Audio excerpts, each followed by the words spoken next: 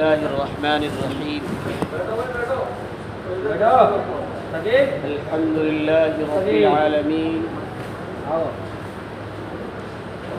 والصلاة والسلام على سيد الأنبياء والمرسلين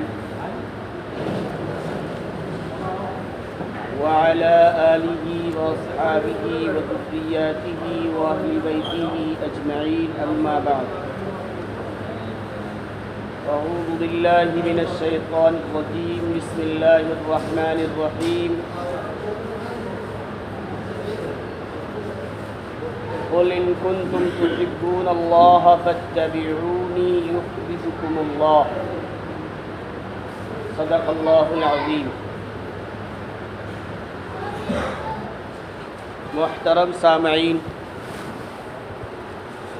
اللہ رب العزت والجلال کا بے حد احسان، اس کا کرم، اس کا فضل ہے کہ اللہ تبارک تعالی نے ہم سب کو مغرب کی نماز باجماعت پڑھنے کی توفیق مرحمت فرمائی.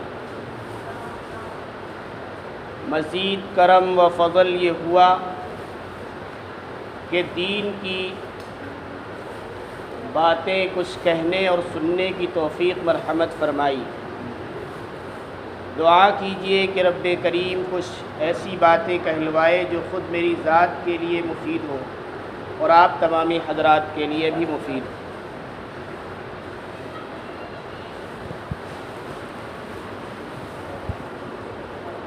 ہمارا اور آپ کا یہاں بیٹھنا دین کی نسبت سے ہے. اور دین کسے کہتے ہیں؟ دین نام ہے کلمہ طیبہ لا الہ الا اللہ محمد الرسول اللہ کو زبان سے پڑھ لینا، دل سے یقین کے ساتھ مان لینا، اور رسول اللہ صلی اللہ علیہ وسلم کی تمام تعلیمات کو، ان کی زبان سے نکلے ہوئے الفاظ کو ان کی زندگی کے مطابق اپنی زندگی کو ڈھال لینے کا نام دین ہے. ہم نے کلمہ پڑھا ہے لا الہ الا اللہ، جس کا معنی یہ ہے کہ اللہ کے علاوہ کوئی عبادت کے لائق نہیں ہے. مطلب کیا ہے؟ کہ ہم اللہ کو پہچان لیں کہ اللہ کون سی ذات ہے جس کے علاوہ کوئی عبادت کے لائق نہیں. تو سب سے پہلی چیز ہے کہ ہمیں اللہ کو پہچاننا ہے، اور دوسری چیز ہے کہ اللہ رب العزت والجلال نے جو کام کرنے کو بتلائے ہیں ان کو کرنا ہے، اور جن کاموں سے روکا ہے ان سے رکنا ہے. اور یہ چیز حاصل ہوگی جناب محمد الرسول اللہ صلی اللہ علیہ وسلم کی زندگی سے، کہ ہماری زندگی ان کی زندگی کے مطابق ہو جائے گی تو اللہ کے حکموں کے مطابق ہم چلنے والے کہلائیں گے. اصل چیز ہے اللہ کو پہچاننا. دنیا میں بہت سارے لوگ آئے ہیں، ہر چیز کا انکار کیا گیا، یہاں تک کہ انسان نے اللہ کا بھی انکار کیا ہے اور صرف ایک چیز کا یقین کیا ہے. ہر شخص نے ایک چیز کی تصدیق کی ہے، وہ ہے موت، کہ موت کا انکار کسی نے بھی نہیں کیا، چاہے وہ اسلام کا ماننے والا ہو، چاہے وہ کسی دوسرے مذہب کو ماننے والا ہو. ہر شخص یہ مانتا ہے کہ موت تو آنی ہی ہے، لیکن اللہ کو بھی جھٹلا دیا اور یہ کہہ دیا دہریہ حضرات نے کہ یہ نظام اپنے طور پر چل رہا ہے، اس کو چلانے والا، اس کو بنانے والی کوئی ذات نہیں ہے. حالانکہ ایسا نہیں ہے. ہم سب جس کو مانتے ہیں امام ابو حنیفہ رحمۃ اللہ علیہ، اسی لیے ہم حنفی کہلاتے ہیں. ان کا ایک بہت مشہور واقعہ ہے کہ ایک مرتبہ ایک دہریہ جو اللہ کو بھی نہیں مانتا تھا، اس سے مناظرہ ہو گیا، اور مناظرہ یہ ہوا، بحث یہ ہوئی کہ ہم اللہ کو ثابت کریں گے کہ اللہ موجود ہے، اور وہ دہریہ کہہ رہا ہے کہ اللہ موجود نہیں ہے، یہ سارا نظام یوں ہی اپنے آپ چلتا ہے. دن بھی متعین ہو گیا، وقت بھی متعین ہو گیا، وقت رکھا گیا عشاء کے بعد کا۔ امام ابو حنیفہ رحمۃ اللہ علیہ کو جہاں جانا تھا، راستے میں بیچ میں ایک نہر اور ندی پڑا کرتی تھی، اس کو پار کر کے جانا تھا۔ وقت ہو گیا، وہ دہریہ اسٹیج پر پہنچ کر سارے مسلمانوں کو للکار رہا ہے اور یہ کہہ رہا ہے کہ اگر اللہ ہوتا تو تمہارے جو مناظر ہیں امام ابو حنیفہ وہ آتے اور ثابت کرتے کہ اللہ ہے۔ وہ دیر اس بات میں کر رہے ہیں کہ اللہ ہے نہیں، اسی لیے وہ آ نہیں پا رہے، ان کے پاس دلائل نہیں ہیں۔ اور وہ بہت دیر ہو گئی۔ بہت دیر کے بعد امام ابو حنیفہ رحمۃ اللہ علیہ وہاں پہنچے، اور پہنچنے کے بعد جب پہنچے تو مسلمان تو خوش ہوئے کہ ہمارے مناظر صاحب آ گئے، اور دوسری طرف وہ بھی خوش ہوا اور اس نے کہا کہ اتنی دیر کر کے آئے ہیں، آج تو یہ ہار جائیں گے۔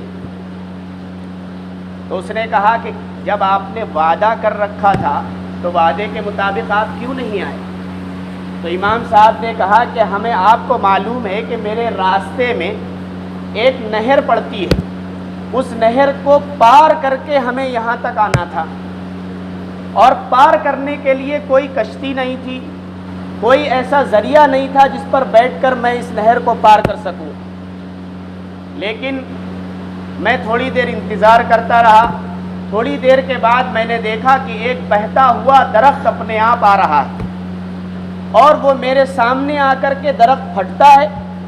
پھٹنے کے بعد اس کے اپنے آپ پٹرے بن جاتے ہیں، اور اپنے آپ ہی وہ کشتی کی شکل میں ڈھل جاتا ہے، کوئی بنانے والا نہیں ہے، اور اپنے آپ پانی سے ایک گوند کی طرح لیئی نما چیز نکلتی ہے اور وہ پورے پٹروں میں لگ جاتی ہے تاکہ پانی نیچے کا اوپر نہ آئے، اور وہ کشتی میرے پاس آ جاتی ہے، اور آنے کے بعد میں اس میں بیٹھتا ہوں، پھر وہ کشتی اپنے آپ اس کنارے سے اس کنارے پر مجھے لے کر چلی جاتی ہے۔ اس لیے دیر لگ گئی، اور تب جب یہ کشتی بن گئی تب میں اس میں سوار ہو کر کے اس کنارے سے اس کنارے پر آیا ہوں، اور یہ پورا واقعہ اپنے آپ ہوا ہے۔ اس دہریے نے تمام لوگوں کو مخاطب کر کے کہا کہ دیکھو تمہارا امام کتنا جھوٹا ہے، کہ بغیر کسی بنانے والے، بغیر کسی چلانے والے، بغیر کسی کے یہ کشتی اپنے آپ بن جائے، درخت پھٹ جائے، پٹرے بن جائیں، کشتی بن جائے، اور اس کنارے سے لے کر اس کنارے پر سفر بھی ہو جائے، کیا ایسا ممکن ہے؟ تو سب نے کہا ایسا واقعی ممکن نہیں ہے، کہ دیکھو تمہارا امام جھوٹا ہے۔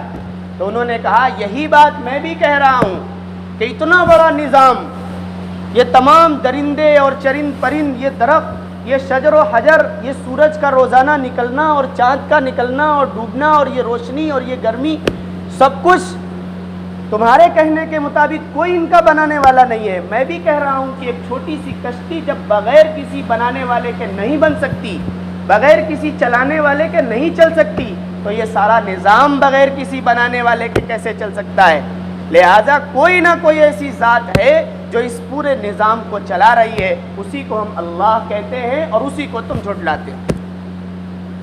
ثابت ہو گیا، 5 منٹ کے اندر مناظرہ ہار کر وہ دہریہ چلا گیا۔ اللہ کو جنہوں نے پہچانا ہے وہ عجیب و غریب مثالیں دیتے ہیں اور کہتے ہیں اللہ کو کس طریقے سے پہچاننا ہے۔ ایک بزرگ سے پوچھا گیا کہ آپ نے اللہ کو کیسے پہچانا؟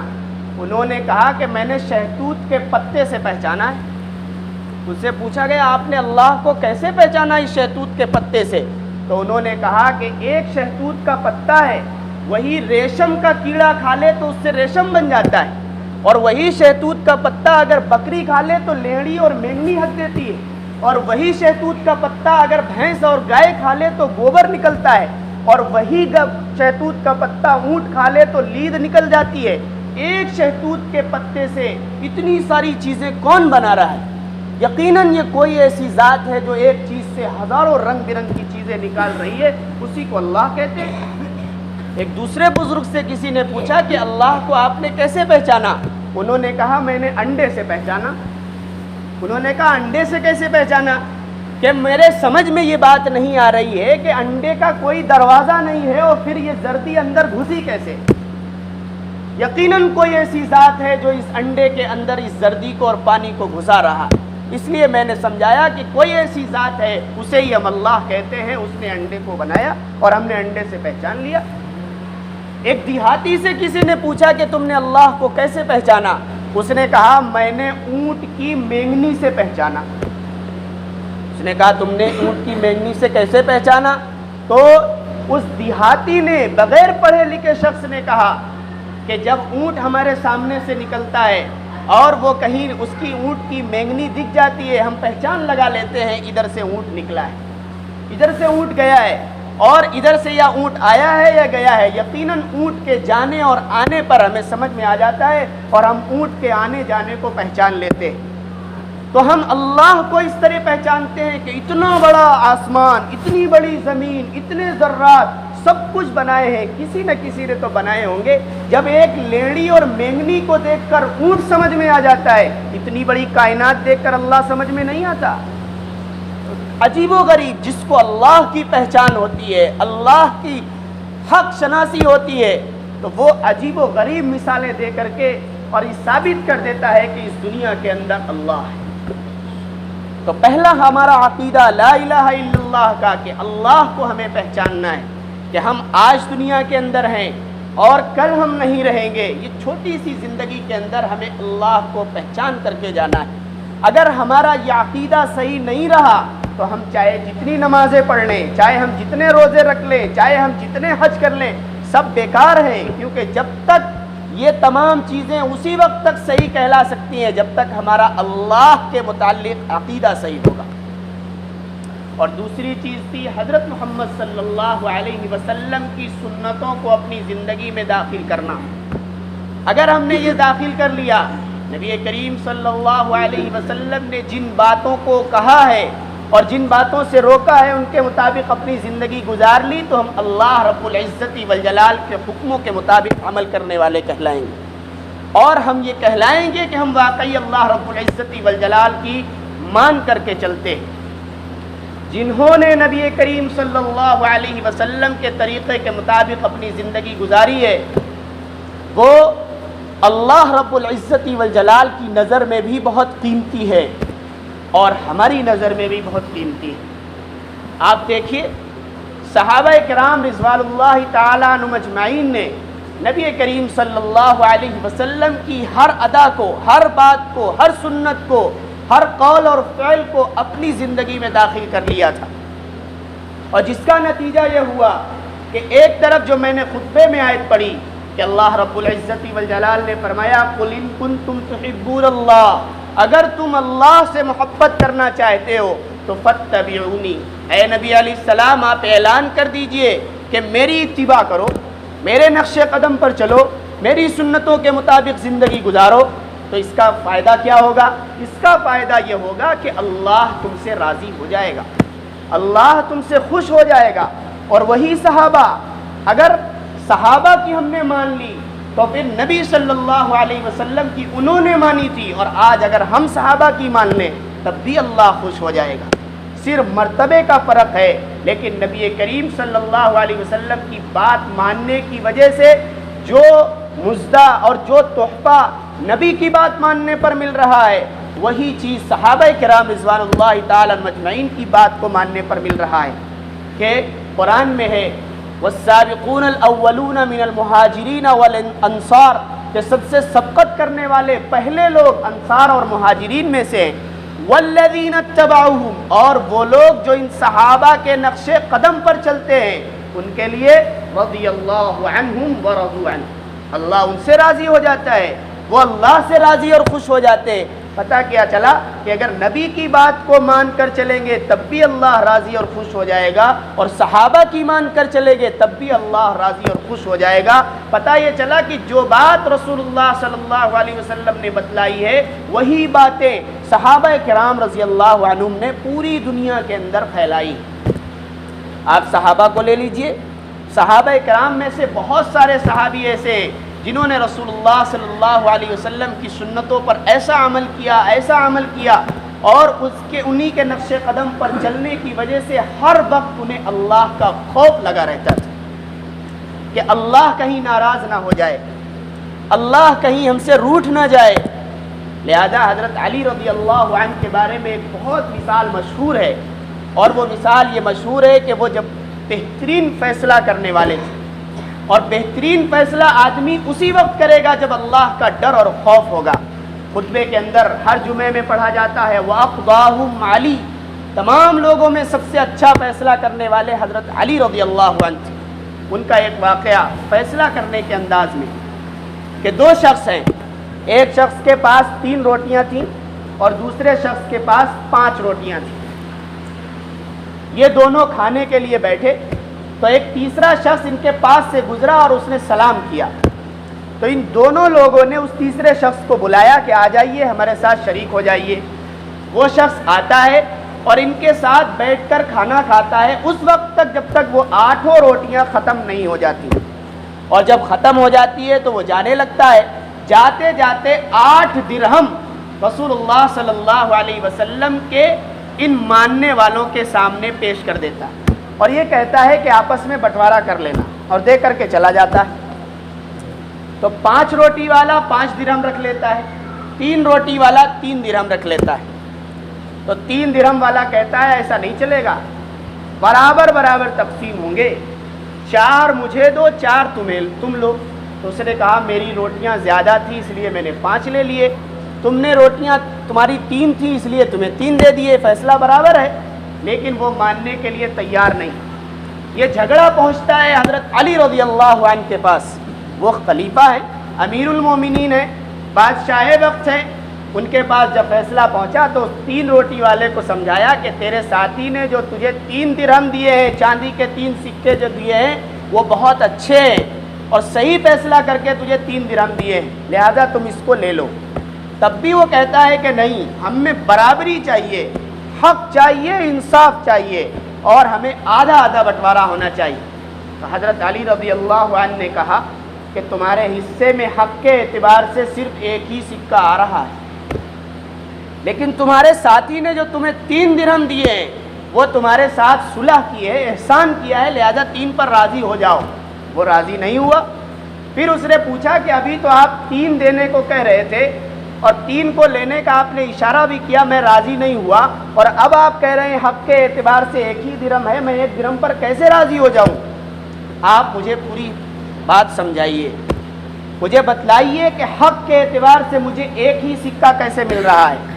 تو انہوں نے کہا کہ آپ کے پاس 3 روٹیاں تھیں، دوسرے کے پاس 5 روٹیاں تھیں، کھانے والے 3 لوگ تھے، لیکن ہم میں سے کسی کو نہیں معلوم کہ کس نے زیادہ کھایا کس نے کم کھایا۔ چلو یہ محمول کرتے ہیں، یہ فرض کر لیتے ہیں کہ تینوں نے برابر کا کھایا، تینوں نے برابر برابر کھایا ہے۔ تو اس نے کہا ہاں تینوں نے برابر برابر کھایا ہے۔ کہ ٹھیک ہے، تو اس کا مطلب یہ ہوا کہ ہر شخص نے 1 روٹی میں برابر برابر تینوں نے کھایا ہے، تو ہر روٹی کے 3 حصے کر دو۔ تو 8 روٹی کے کئے حصے ہوئے؟ 8 24 حصے ہوئے۔ تمہاری 3 روٹی تھی تو تمہارے کئے حصے بنتے ہیں؟ 9 حصے بنتے ہیں، اور اس کی 5 روٹی تھی تو اس کے 15 حصے بنتے ہیں، لہذا کھایا ہے 3 لوگوں نے، تو کئے حصے لوگوں پہ پڑے؟ 8 پڑے، 8 دونی 16، 8 24 پڑے۔ تمہارے حصے 9 ہی تو تھے، 8 تو تم نے اپنے کھا لیے، 1 ہی تو بچا، اور سامنے والے کے 15 حصے تھے، اس نے 8 کھائے، کئے بچے؟ 7 بچے، لہذا اس کے 7 کھائے 7 درہم، تمہارا 1 کھایا 1 درہم۔ حق کے اعتبار سے انصاف کا تقاضا یہ ہے کہ 1 ہی درہم تمہیں ملے گا۔ تب وہ کہا کہ اب میں مان گیا۔ کتنا بہترین فیصلہ کرنے والے تھے، لیکن آج ہمارا حال یہ ہے۔ اس واقعے سے سبق ملتا ہے کہ ہمیں اللہ رب العزت والجلال کے نبی صلی اللہ علیہ وسلم کے طریقے کے مطابق فیصلہ کرنا چاہیے۔ آج ہمارے ہر موڑ پر جب کسی کے ساتھ کوئی لڑائی جھگڑا ہوتا ہے تو ہم پنچایت کرنے کے لیے آگے تو بڑھتے ہیں، لیکن اپنا جدھر قریبی ہوتا ہے ادھر فیصلہ کر دیتے ہیں اور یہ کہتے ہیں کہ ہاں یہی صحیح ہے۔ لیکن اس واقعے سے ہمیں یہ لگا کہ اللہ کا اگر ڈر اور خوف ہمارے سامنے ہوگا تو بالکل صحیح فیصلہ ہوگا۔ اس طریقے سے صحابہ کے بہت سارے واقعات ہیں، اور ہمیشہ انہوں نے بہترین انداز میں نبی کریم صلی اللہ علیہ وسلم کے مان کر اپنی زندگی گزاری۔ ہر موڑ پر آقا صلی اللہ علیہ وسلم کی سنت یہ ہے کہ اپنے گھر کے معاملات صحیح کیے جائیں۔ آج ایک صاحب، آج ہی میں نے دیکھا کہ ایک میاں اور بیوی میں عجیب گفتگو ہو رہی تھی۔ سامنے والا میرے پاس جو تھا وہ شخص کہنے لگا کہ ہر آدمی، ہر شوہر یہ سمجھتا ہے کہ میری بیوی آج ہی مر جائے، کیونکہ ایسا رویہ ہم نے اختیار کر رکھا ہے۔ لیکن نبی کریم صلی اللہ علیہ وسلم کی آپ زندگی کو دیکھیں تو کتنی بہترین زندگی ہے۔ دو چار مثالیں شوہر اور بیوی کی دیتا ہوں۔ نبی کریم صلی اللہ علیہ وسلم نے اپنی بیوی، چہیتی بیوی حضرت عائشہ صدیقہ رضی اللہ عنہا نے ایک مرتبہ ایک پیالے سے پانی پیا تو آپ نے ان کی محبت میں ان کا دل رکھنے کے لیے، دل جوئی کرنے کے لیے یہ پوچھا کہ اے عائشہ یہ بتاؤ کہ تم نے پیالے کے کس جگہ سے پانی پیا؟ انہوں نے بتلایا کہ میں نے اس کنارے سے پانی پیا۔ آپ نے بھی وہیں پر منہ لگا کر پانی پیا۔ کیا دل جوئی کا طریقہ ہے۔ اور آج ہمارا حال یہ ہے کہ ہم بیوی کو بس اپنی ضرورت پوری کرنے کی چیز سمجھ لیا، باقی تو ہم اسے رشتہ داری میں کسی طرح کا حصہ بھی دینے کے لیے تیار نہیں۔ کون سی ہم نے زندگی رسول اللہ صلی اللہ علیہ وسلم کی اپنے معاملات کے اندر داخل کیے؟ ہمارے معاملات تو بیویوں کے سلسلے میں یہ ہیں، اگر ہماری اہلیہ، ہمارے گھر کے بچے، ہمارے گھر کے خاندان والے کہیں گھومنے کے لیے جانا چاہتے ہیں، سیر و تفریح کرنے کے لیے جانا چاہتے ہیں تو ہمیں غصہ آ جاتا ہے اور ہم یہ سمجھتے ہیں کہ عورت ہو کر کے گھومنے جائے گی۔ لیکن رسول اللہ صلی اللہ علیہ وسلم کی سیرت میں، ان کی زندگی میں ایک واقعہ ملتا ہے کہ حضرت عائشہ صدیقہ رضی اللہ عنہا ایک مرتبہ آپ سفر میں گئے تو کہیں پردے کی جگہ میں، جنگل میں راستے میں گزر ہوا تو وہاں پر رسول اللہ صلی اللہ علیہ وسلم اور حضرت عائشہ دونوں ساتھ ساتھ، اور دونوں میں یہ ہوا کہ آئیے ریس لگاتے ہیں۔ لیکن اس وقت رسول اللہ صلی اللہ علیہ وسلم کی صحت زیادہ تھی اور حضرت عائشہ بہت دبلی پتلی تھی۔ وہ دوڑنے لگی، حضرت عائشہ دبلی پتلی آگے نکل گئی اور انہوں نے کہا کہ میں آپ سے جیت گئی۔ یہ واقعہ ختم ہو گیا۔ پھر پوری زندگی میں ایک مرتبہ ایسا واقعہ آیا کہ وہیں پر پھر پہنچے تو اللہ کے نبی نے فرمایا کہ عائشہ آؤ پھر دوڑ لگاتے، اور وہ واقعہ حضرت عائشہ کو یاد نہیں تھا، اور پھر جب دوڑ لگائی تو اس وقت حضرت عائشہ موٹی ہو چکی تھی اور رسول اللہ صلی اللہ علیہ وسلم تھوڑے سے ہلکے ہو چکے ہوں گے۔ جب آپ نے دوڑ لگائی تو آپ آگے نکل گئے تو آپ نے وہ واقعہ یاد دلایا کہ آج تمہارے اس جیت کا بدلہ ہو گیا۔ کیا دل جوئی کی ہے رسول اللہ صلی اللہ علیہ وسلم نے اپنے گھر والوں کے ساتھ۔ آج ہمارا حال یہ کہ ہم اپنے باہر کے دوستوں میں، باہر روڈ پر رہنے والوں کے، اپنے دوستوں کے ساتھ ملنے میں تو خندہ پیشانی کے ساتھ ملتے ہیں، اور جب گھر کے اندر جاتے ہیں تو ہمارا منہ بہت سکڑا ہوا ہوتا ہے۔ رسول اللہ کا طریقہ یہ نہیں ہے۔ رسول اللہ صلی اللہ علیہ وسلم کا طریقہ تو یہ ہے کہ آپ گھر کے اندر مسکراتا ہوا چہرہ لے کر جایا کرتے تھے۔ آج افسوس کے ساتھ کہا جائے کہ ہم نمازی بھی ہیں، تلاوت بھی کرتے ہیں، ذکر و اذکار بھی کرتے ہیں، حج اور زکوٰۃ بھی دیتے ہیں، سب کچھ کرتے ہیں، لیکن گھر کے اندرونی معاملات ایسے ہیں کہ ہمارے گھر کے کیا دشمن کے ساتھ بھی ایسے نہیں ہوتے۔ یہ رسول اللہ کا طریقہ نہیں ہے۔ آج اگر آپ دیکھیے کہ ہم دوسرے گھومنے کے لیے 40 دنوں کے لیے کہیں سفر میں نکل جاتے ہیں، لیکن رسول اللہ صلی اللہ علیہ وسلم کا طریقہ یہ بھی ہے کہ حج فرض اس وقت تک نہیں ہوتا جب تک کہ آپ حج کرنے کے لیے جتنے دن لگتے ہیں اتنے دن کا خرچہ اپنے گھر والوں کو دے کر نہیں جاتے۔ حج جیسی عبادت فرض نہیں ہوتی، اور آج ہمارا حال یہ ہے کہ ہم پکنک منانے کے لیے کتنے دنوں کے لیے اپنے بیوی اور بچوں کو یوں ہی چھوڑ کر چلے جاتے ہیں اور ان کی خبر گیری بھی نہیں لیتے، اور ایسے ماحول میں ہم یہ سمجھے کہ اللہ سب کچھ کرے گا۔ اللہ کے اوپر بھروسہ کر لیں۔ رسول اللہ کا طریقہ ایسے موقع پر بھی ہمیں ملتا ہے کہ آپ صلی اللہ علیہ وسلم نے فرمایا کہ اونٹ کو پہلے اپنی رسی میں باندھ دو، اس کے بعد اللہ کے اوپر بھروسہ کرو۔ اگر اللہ چاہے گا تو اونٹ رسی میں بندھا تمہیں ملے گا، اور اگر چاہے گا تو نہیں ملے گا۔ بھروسہ کرنے کا طریقہ یہ بتلایا کہ یہ دنیا دار الاسباب ہے۔ اس دنیا کے اندر جو چیزیں ہوتی ہیں اسباب پہلے اختیار کرنا پڑے گا، اس کے بعد اللہ کے اوپر بھروسہ کرنا پڑے گا۔ لیکن اگر کوئی شخص دنیا کے اسباب چھوڑ کر صرف مسجد میں بیٹھ کر اللہ اللہ اللہ اللہ کرنے لگے، کبھی یہ دنیا کے اندر کوئی کام پورا نہیں ہو سکتا۔ اس لیے کہ اللہ رب العزت والجلال نے اس دنیا کے اندر نظام ہی ایسا بنایا ہے کہ دنیا کے اندر پہلے سبب کو اپنایا جائے، بعد میں اللہ کے اوپر یقین کیا جائے۔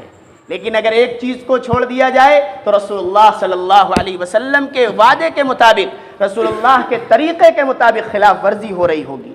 اس لیے ہمیں چاہیے کہ جہاں ہم نماز، روزہ اور دیگر عبادات کی طرف توجہ دیں، وہیں اپنے عقیدے کو بھی صحیح کریں، وہیں اپنے معاملات کو بھی صحیح کریں، وہیں ہم آپس کے لین دین کو صحیح کریں۔ آج رسول اللہ صلی اللہ علیہ وسلم کی ایک سنت ہے، اور وہ یہ سنت ہے کہ اگر کوئی قرضہ مانگے تو اسے قرضہ دے دیا جائے۔ لیکن آج ہمارے معاملات کی وجہ سے اگر کسی نے قرضہ لیا تو لینے کے بعد وعدہ کیا کہ تمہیں 1 مہینے میں دے دوں گا، 15 دن میں دے دوں گا، وقت پورا ہونے کے بعد بھی ہم وعدہ پورا نہیں کرتے۔ اس لیے آج پیسے ہونے کے بعد بھی کوئی قرضہ دینے کے لیے تیار نہیں ہے۔ کیوں؟ ضرورت مند ضرورت کے لیے پریشان ہے، پوری کرنے کے لیے محتاج گھوم رہا ہے، لیکن رسول اللہ صلی اللہ علیہ وسلم کی سنت کو صرف اس لیے چھوڑا جا رہا ہے کیونکہ ہمارے اندر وعدے کی پاسداری نہیں رہی ہے۔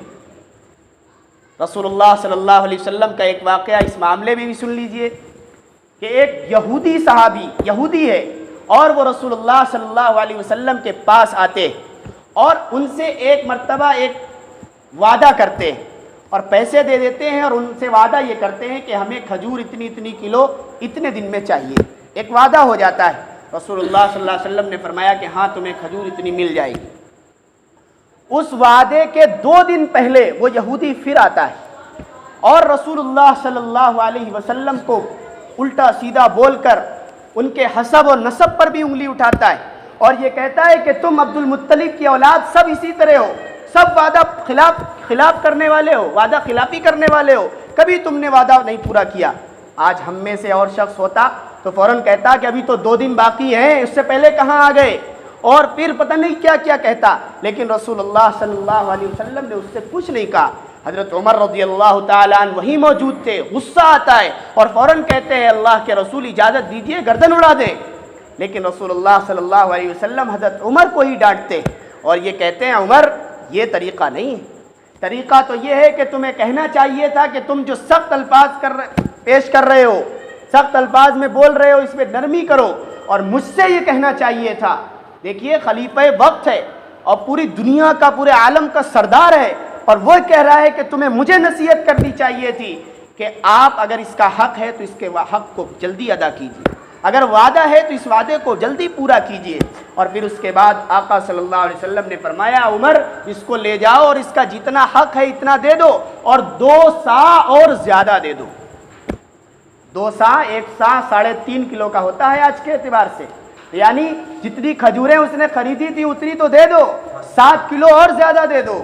یہ رسول اللہ صلی اللہ علیہ وسلم کا طریقہ ہے۔ اور جیسے ہی اسے اتنی کھجور ملی سب سے پہلے آتا ہے اور کہتا ہے رسول ہاتھ بڑھائیے، میں آپ کے ہاتھ پر ہاتھ رکھ کر اسلام لانا چاہتا ہوں۔ کیوں کہ میں نے نبوت کی تمام علامتیں آپ کی ذات کے اندر دیکھ رکھی تھی، صرف ایک یہی بات نہیں دیکھی تھی کہ آپ کو جتنا غصے سے بولا جائے آپ کو اور صبر آتا ہے، آپ کی حلم کی صفت اور بڑھ جایا کرتی ہے، آپ اس سے زیادہ نواز دیتے ہیں۔ یہ ایک صفت باقی رہ گئی تھی، اس لیے میں نے تیزی سے بولا ہے، آپ مجھے کلمہ پڑھا دیجئے، میں اسلام میں آنا چاہتا ہوں۔ آج ہمارا کردار دیکھ کر آدمی اسلام سے پھرنے کے لیے تیار ہے، اور ہمارے صحابہ وہ تھے، ہمارے علماء وہ تھے، ہمارے دین کے ماننے وہ تھے جن کے ایک کردار کی وجہ سے اسلام میں داخل ہو جایا کرتے تھے۔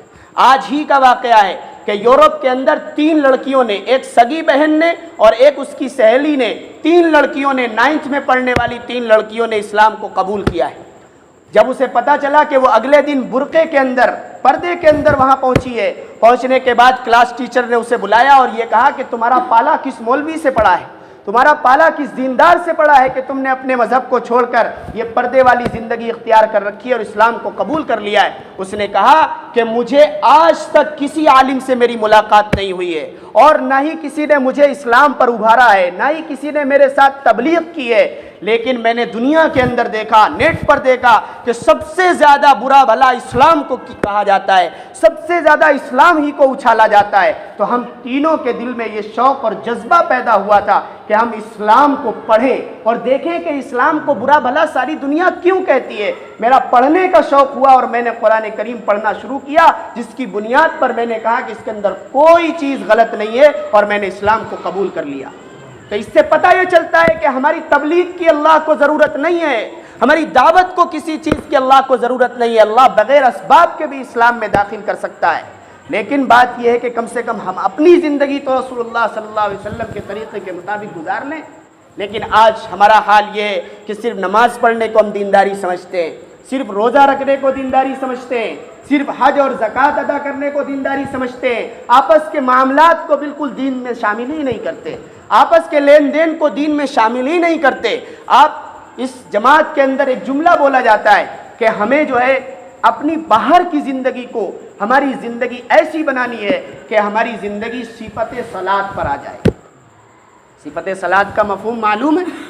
صفت صلاۃ کا مفہوم صرف اتنا ہے کہ جس طریقے سے ہم 4 رکعت والی نماز میں شامل ہوتے ہیں یا 2 رکعت یا 3 رکعت کی نماز میں شامل ہوتے ہیں، اس سے پہلے ہم پاکی حاصل کرتے ہیں۔ ہماری باہر کی زندگی بھی ایسی بننی چاہیے کہ ہم ہمیشہ پاک رہیں۔ لیکن اگر کسی شخص سے کہا جائے بھائی نماز کا وقت ہو گیا آ جائیے، تو وہ ڈائریکٹ کہتا ہے میں ناپاک ہوں۔ کیا بات ہوئی؟ رسول اللہ صلی اللہ علیہ وسلم نے تو فرمایا الطہور شطر الایمان، پاکی ایمان کا حصہ ہے، اور آج ہم ناپاک ہی گھوم رہے ہیں۔ اور وہ وضو کرنے کے بعد جب ہم یہاں آتے ہیں، نماز پڑھنے آتے ہیں، تو مجھے بتلائیے 4 رکعت کی زندگی میں، 4 رکعت کے وقت میں جس طریقے سے ہمارا وقت گزرتا ہے، کیا اسی طریقے سے ہمارا وقت باہر بھی گزرتا ہے؟ ہم ہمیشہ اس 4 رکعت میں فضول باتیں نہیں کرتے، تو ہماری باہر کی زندگی میں بھی فضول باتیں نہیں ہونی چاہیے۔ لیکن آج کا سروے یہ ہے کہ سب سے زیادہ چوراہوں پر، گلی کوچوں میں، نکڑ پر کھڑے ہو کر مسلمان بچے باتیں کرتے ہیں، اور جس وقت سونے کا ٹائم ہوتا ہے یہ جاگتے ہیں، اور جس وقت جاگنے کا وقت ہوتا ہے اس وقت تک یہ سوتے ہیں۔ کسی نے مثال دی کہ رات بھر کتا جاگتا ہے اور دن میں سوتا ہے۔ آج مسلمانوں کے نوجوان بچوں کا یہی حال ہے کہ وہ رات میں جاگتے ہیں اس ہوٹل پر، اس نکڑ پر، اس دروازے پر، اور جب کتے کی طرح دن میں سوتے ہیں، اور ان کی صبح 10-11 بجے ہوتی ہیں۔ یہی طریقہ رسول اللہ صلی اللہ علیہ وسلم کا ہے۔ آج ہم نماز کے اندر داخل ہوتے تو ہماری زندگی کے اندر ہم چوری نہیں کرتے، اس نماز میں جھوٹ نہیں بولتے، غیبت نہیں کرتے، کسی کو تکلیف نہیں دیتے۔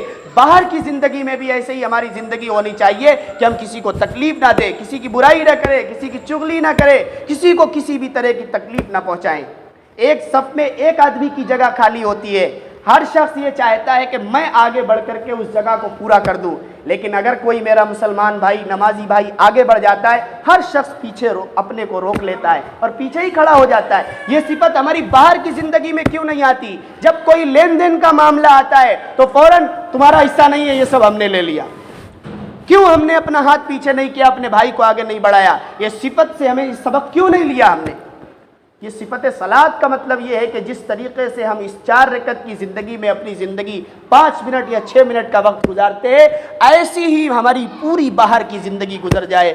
اللہ رب العزت والجلال سے دعا ہے کہ رب ذوالجلال اللہ کو پہچاننے کی توفیق مرحمت فرمائے، رسول اللہ صلی اللہ علیہ وسلم کے طریقے کے مطابق، ان کی زندگی کے مطابق اپنی زندگی کو ڈھالنے کی توفیق مرحمت فرمائے۔ وآخر دعوانا الحمدللہ رب العالمین۔